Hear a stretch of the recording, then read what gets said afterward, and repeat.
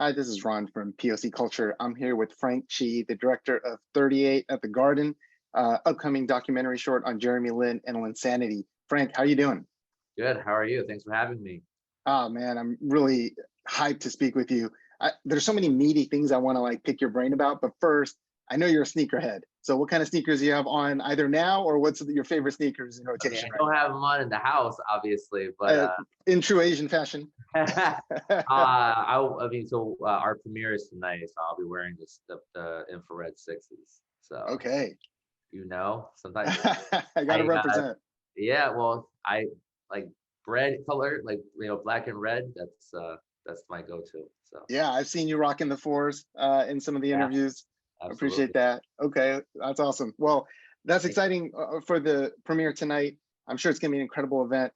Um, we got to start at the beginning, and I've heard you tell a little bit about how this film came together. I know you worked with Trayvon Free and Samir Hernandez, two producers on the film, but could you tell me a little bit about how you all got together, came up with this idea, and then how you got Jeremy Lin? Yeah. So when this conversation, this idea really came from a conversation that Trayvon and I were having in 2020 about impossible moments, right? What is a moment that society at large assigns to a group of people saying you can't do something, and someone comes out of nowhere and just shatters that, right? And we're talking about it in the context of Obama, because that's the biggest impossible moment any of us have lived through. So we were like, well, what other moments feel like that? And I was like, man, listen, I'm Asian, so there's only one answer, and it's Linsanity, right? And I said, the two most magical nights of my life: the night that Obama won the election, and the night that Jeremy dropped 38 at the Garden, which is why that's what it's called. That's the name of the movie, right? And I told him about my night that night. I was living in DC at the time, and I took the train up to New York to try to get in the game, and the scalpers were like trying to charge me $700 at the door, and I was like, not gonna happen. But Koreantown, is like it's right next door, right? So I go to Koreantown, I go to one of the karaoke bars and just pop myself at the bar, and I'm like, all right, this is the best way to watch it. And to be honest with you, looking back on it, I don't think I actually would have traded the experience I had for being in the garden. I'm just surrounded by people who look like me, who look like you, and they're like, around my age, maybe a little older. And Jeremy played out of his mind for 2 hours. So you had people losing their minds for 2 hours. And like people are like running around, they're crying, they're weeping into their beer. And I'm doing all those things too, but I'm also just kind of taking it in. I'm like looking around, like, what is going on? And I was like, is it like this cathartic reaction from the kind of stereotypes that follow Asian Americans around, and just having people see it being broken on the global stage is like, whoa, what's happening? Your brain can't compute. Or is it like, like maybe everybody had to play violin and piano when they were kids, didn't get to play basketball, and you're living that dream that you wish you could live because, like you had strict immigrant parents, right? Like, is it both? It was definitely both for me, but I felt like in that room, especially, it was this magical cathartic moment that really encapsulates that whole Linsanity run for me. Jenny Yang was in the movie. She describes almost the same night that I had, right? Which I feel like that must have happened in every Chinese restaurant, in every karaoke bar in America that night, right? And it's got to be a magical moment that we try to find a way to retell as much as we can. And that was such a dope game, right? Because obviously Kobe is who Kobe is. He's a legend, and legendarily also kind of cranky about opponents, right? It's hyper competitive. And coming into the game, they were asking him, oh, because Linsanity had been going. It's been going at that point. And they're asking him about Jeremy Lin, and he's like playing it off like, I don't really know what he's been doing. Like, come on, Kobe, like legendary student of the game. He obviously knew. How was just that whole period of Linsanity for you? Like, as you were just experiencing on a personal level, like, could you believe what was going on? Look, I was trying to take it all in. I was trying to not be like annoying about it, even though I really wanted to be annoying to everybody about it. I grew up a Knicks fan too, so like it was just insane on so many different levels. I remember I could just I memorize all of his stat lines from every game. And I was just like I remember being a kid and doing that to like MJ stat lines, going to school and being able to recite them. And like I hadn't been doing that since. And then like all of a sudden I could recite all of Linsanity's satellites to everyone. Be like, excuse me, he's averaging 25.2 points a game. Excuse me, right? And like I think it was just this magical moment where, you know, and look, this is all about, you've seen the movie. It's about stereotypes, right? Like that stretch before anybody who knew who Jeremy was, before he showed up on anybody's scouting report. Here's this guy who was just consumed by stereotypes and trying to get his way out of it, right? Who was talented, but people just assumed that he wasn't because of those stereotypes. And he's given this one opportunity to shine, and he just takes it, right? And I think that's something that like all Asian Americans can relate to. You know, like I think we put this in a bunch of Asian American film festivals in the summer after we premiered at Tribeca, and it was just like audience award after audience award, right? And like the conversations afterwards were just like, you know, I felt like I was watching a documentary by myself, right? Because, you know, like if you have an Asian face in this country, like you walk into a party, you walk into a meeting, you walk down the street, and those stereotypes follow you, right? And Jeremy's story is so special to me because he had that wall of stereotypes too. And he looked for every crack in that wall. He just kept on pushing and pushing and pushing until there's one moment when the wall just shatters, right? And that is what Linsanity was to me. And he did it on the global stage. So it meant so much to everybody who related to that. And I think, to be honest with you, I mean, I don't think it's just something that Asian Americans can relate to. If you feel different in America in any capacity, if you feel like you have those stereotypes that follow you around, you are whatever they are to you, right? Whatever your specific identity is. If you feel like those stereotypes follow you around, you're gonna be able to relate to this movie, and you're gonna love the movie. I guarantee that. 100%. Oh man, Frank, you're giving me chills. I love this. Now, so you're talking about this, right? What Jeremy Lin means to you personally, what he means to Asian Americans as a community. So you get him, you get to work with him. What's that been like for you as a filmmaker, but also as like a fan geeking out to just like not only meet him, but to really, you know, get in the weeds with him? You know, Jeremy is so humble, man. Like, and I remember the first time we talked to him, because he was initially like, he heard our pitch on it, but he was like, "Are you serious?" He was like, "I'm just trying to survive in the league. Like, I'm going game to game. I'm trying to make it, right? I'm not thinking about like the societal repercussions of it. I'm literally just trying to stay in the league, because the Nets game was going to be his last game in the league. They were going to cut him, right? And like here we are, you know, his 9-year NBA career later. And yeah, I remember too, because obviously I come from politics, so I made that Obama example earlier. I said that to him when we pitched it to him. He was like, "Yo," he was like, "Stop! You can't compare me to Obama." Well, I'm like, listen, like when you watch it from that perspective, the impossible moment perspective, you get why. You get why. It is about, and you know, Hassan has a great line in the movie. He says like, it's about, and like, if Jeremy can do this, then what else is possible, right? It's about, everything is about possibility. And if you can do it on the world stage, it means everything to the people who you represent, but also you make everybody else take notice, no matter who. And you know, just through the process of talking with him about what it was like for an Asian fan to experience Linsanity, and seeing him reconcile that with, you know, just the turbulent ride that was for him personally, right? And you know, like he'll be the first person to tell you that. Like he said this at Tribeca, he was like, you know, like life is so much better when it's not about you, right? And that was our like MO for this movie, was like, we at the direction, we don't want this movie to be about Jeremy. It's about Asian people living in Western society, right? It's about people who have those stereotypes, follow them around. He happens to be the greatest example of what can happen if we shatter those stereotypes in our own lives, right? And that's why it means so much to people, because we all have, I'm sure you do, right? Every single person who walks in, you know, the door with this face knows exactly what that feeling feels like. So to see him sort of go from, hey, look, I don't want to think about it that much because I'm just trying to survive in this league, to I don't want that to define my career. I mean, he's very open about talking about it that way, to, okay, looking back on it, especially in this moment, this fraught moment of anti-Asian violence, if we can tell this story in a way that on the 10-year anniversary gives a larger lesson to what happens when those stereotypes we just talked about get weaponized, then this project is more than worth it, right? And like, I think that's one of the things where like I don't need to explain that to an Asian person that like anti-Asian violence, what happens when those stereotypes that follow us around suddenly get weaponized.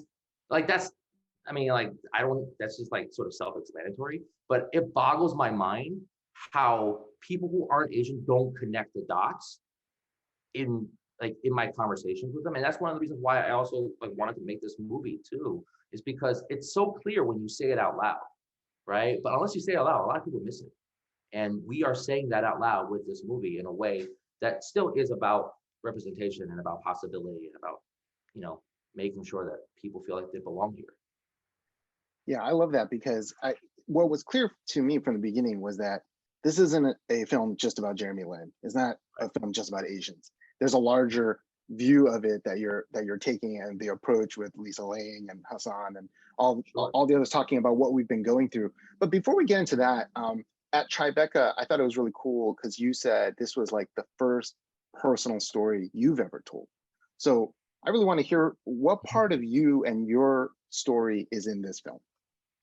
Oh man, I think when you're an Asian American storyteller, your entire life you get told two things and they're in direct opposite of each other, right? The first is, as a storyteller, the personal is the most powerful. Every storyteller is told that from the moment they say they want to be a storyteller. But when you're Asian American, you're told that your personal story doesn't matter in this country. You're invisible, right? So how do you square that? You know, and a lot of people get scared away by it. A lot of people don't fulfill what they want to fulfill as storytellers if you're Asian American. And I think a lot of Jeremy's story as an athlete, someone who chose an unconventional career path, is something that creatives, that storytellers, that artists who are Asian American gravitate to as well, because we're all choosing extremely unconventional career paths, right? Like that part of the movie about David Ho, like, the one, I didn't bring him up. Like Jenny brought him up, Ronnie brought him up.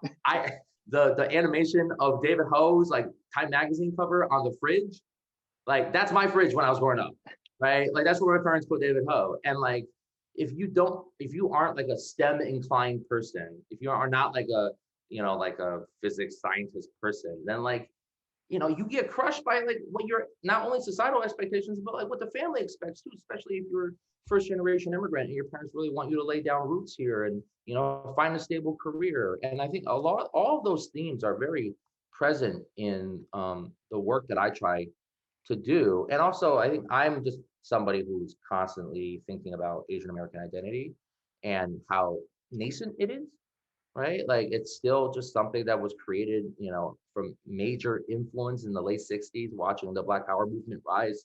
And that was before the influx of all the immigrants that came from Asian countries after the 1965 Immigration Nationality Act. So you have this hodgepodge of like new generation of like immigrants with this identity that was just formed in the late 60s. It's really, it's a lot. I mean, it's sort of not very much not a nebulous space, but so many people are trying to define it. So many people are trying to assign stories to it. So many people are trying to figure out the right way to present this identity to the rest of the country and have them consume it and understand it in a way that makes everyone feel like they're included here, right? And so that's something I'm constantly thinking about. And for me, Jeremy, like we were just having this conversation the other day about how like, whether you're a Filipino, whether you're Korean, Japanese, like Asian, like if you have an Asian presented face in this country at all, that experience, the Linsanity experience, it coalesced something. It made everybody understand, like, oh, you're Asian in America. You're not just, Chinese or Taiwanese or whatever, right? Like you are Asian. You have an Asian face in this country, and there's a set of stereotypes, a set of identities, a set of goals, a set of how we want people to see us and ourselves towards that community. It's constantly changing. So I'm in my own work. I'm trying to find ways to not only do that, but to bridge, other communities and other cultures together in a way that really can forward the story. Absolutely, and that really resonates with me because what stood out to me about your work, actually, even before 38 at the Garden, I was following you. I think I first became aware of you when you did that really awesome art piece, American Gothic X. I have a shirt I should have worn it today, but I have it. Shirt? That's awesome. All I have right. the shirt. It's my favorite shirt, you know. And I think what again stands out to me about you is that you're not just in a box of the Asian American community. You know, there are a lot of people who are like, of course, like with the anti-Asian hate that's been going on lately, who have risen up and are using their voices in a positive way. But I feel like you specifically have this angle too, to build community relationships, you know, and especially with the Black community. And I know again you worked with Trayvon and Samir for this. Why is it so important for you personally to make sure that your work is not just, you know, limited to the Asian community, but that really kind of builds bridges with other communities? Because we're all different in this country. What I mean by that is that, like, we're not the quote unquote mainstream culture, right? And I think that's why I said earlier about how I feel like anybody, you don't have to be Asian, but you have to feel different in this country in order to watch this movie and have that emotional reaction to it. Because, you know, when you are different in this country, you get stereotyped, right? And you don't have the same struggle, but you see the silhouettes of a struggle in different places in your life. And I think it's really important for people of color, especially for people of color, to see that as an experience that we can build like communication and community around. Because it's only then when you have, you know, all five fingers on a fist when it has power, right? That's the way I've always looked at work like that. And I also think too, look, these are human experiences. At the end of the day, no matter your background, like the emotions that we feel, the way we want to feel in a society, the way we want dignity, the way we want respect, the way we want to feel that we're included, like that's a human condition. That is not an Asian condition, right? And you know, if we can hearken on those parts of our lives, it's so much more important to just build community with people from all different types of backgrounds. I couldn't agree more. And that's a message that I think the Asian American community, as we continue to evolve and grow our own identity here as Asian Americans, that I feel like we all need to grow in that area, understanding that we're not a community that can be alone and isolated, and we're not as effective in that way. So I really appreciate your perspective on that. Now, going to the documentary and the work that went into it, you obviously did a ton of interviews. You talked to some amazing people. So two questions. One, who was someone that you really surprisingly enjoyed talking with? Not that you expected negative, but that really blew you away. And then two, who was someone you really wanted to talk with that you didn't get to talk to? Oh man, the first question, I was pretty blown away by Hassan's interview, Hassan Minhaj. I've been thinking about Linsanity for like 10 years, and he said things that I was just like, whoa, right? I mean, when he talks about the Toronto buzzer beater and relating it to his life about waving someone off so that, you know, you're the protagonist, you're not the supporting character, you're the one that takes the shot, right? How many times do we say that as a sports analogy in our lives? Take the shot, right? I didn't even think about it that way, man. So that really, I mean, obviously we built that whole section around it after he said it. I was like, whoa, we gotta move on that one. But I mean, honestly, I enjoyed talking to look, it's hard to talk about stereotypes and all this stuff without trying to find some lightness to it. So having three comedians who are at the top of their game is just amazing. Like, I mean, the back and forth between Jenny and Ronnie about the David Ho joke that was mentioned earlier, that's my favorite joke of the whole movie, right? It's so funny. You're just dying. Like, especially because if you have any experience like that, if that was your childhood in any capacity, like you're just on the floor. You're on the floor. And it's good. None of these topics aren't very funny, to be honest with you, right? Like in our lives, they're not very funny. It involves a lot of therapy to get over it. And like the fact that we could find a way to lighten up the subject, but still by the end, it doesn't feel funny. It's still a very hot, serious topic. I really enjoyed that, right? I also really enjoyed the people who experienced it with like Iman Shumpert and Tyson Chandler. They were so just the amount of self-awareness in an interview. Like I'll tell you that, like as a filmmaker, the worst thing you could do is interview someone who's not self-aware, because like that conversation just sucks, right? It's just like throughout my life, that's always been true. the way Tyson and Shump like just described what they were experiencing while they were experiencing it, the movie would be different without it, right? And I think that was a really important, like the back and forth that Jeremy and Tyson tell about the first time they met. And the fact that Tyson was like, listen, like, I saw this kid on the hotel floor. I thought he wanted photos. I thought he wanted an autograph. And Jeremy's like, hi, right? Like that, like the two, those are the two moments like that Ronnie and Jenny joke about Dr. Ho and the Tyson and Jeremy story. When people can finish each other's sentences when they're not next to each other, right? That's when you know you have something sort of really magical going on, because you're communicating a lot of experiences, whether people live them or just want to pontificate on them, right? It's truly like it's an incredible thing to see all of those things come together in the edit. So I will also say, like, I think people like Pablo, people like Lisa, the way they related it from not just a sports perspective, from a societal perspective, was really powerful to me, right? Like, I mean, I like Lisa Lane came in at the end of the section talking about anti-Asian violence and was like the cleanup battle, incredible. Just like, and I knew like what she was saying was so powerful just when we were interviewing her. And, obviously in the movie, it comes across, even in a more hard-hitting way. Look, I'll be totally honest with you. I really, really wish we interviewed Spike Lee, just keeping it totally real.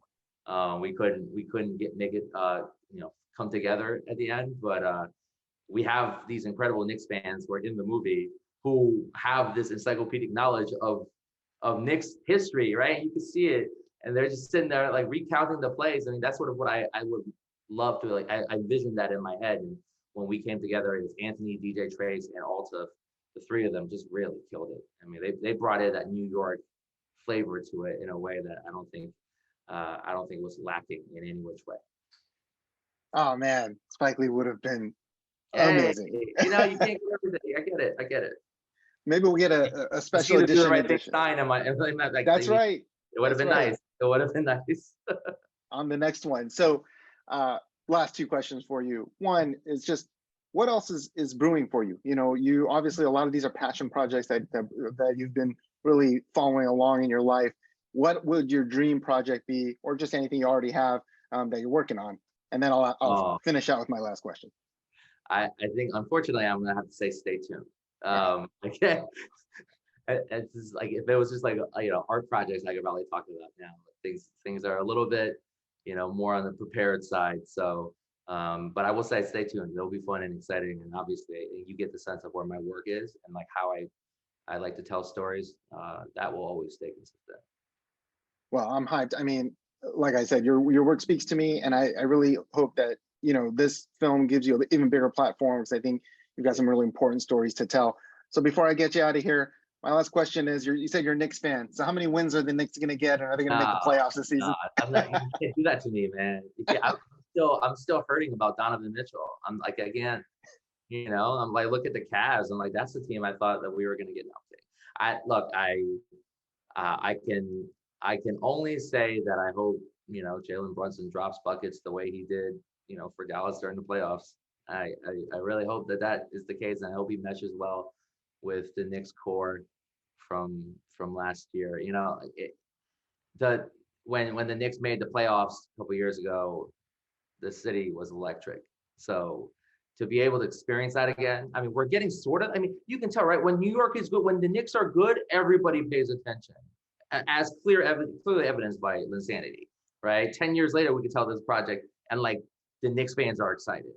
So I hope the Knicks fans, I hope the Knicks give the fans something to be excited about this year. That's all I can, I wish I could say I was a Warriors fan and be like, oh yeah, championship. We don't talk like that in New York, unfortunately, but long suffering, man. Well, listen, Frank, it's been awesome to chat with you. Congratulations on the film and the premiere tonight, and I look forward to chatting with you again, man.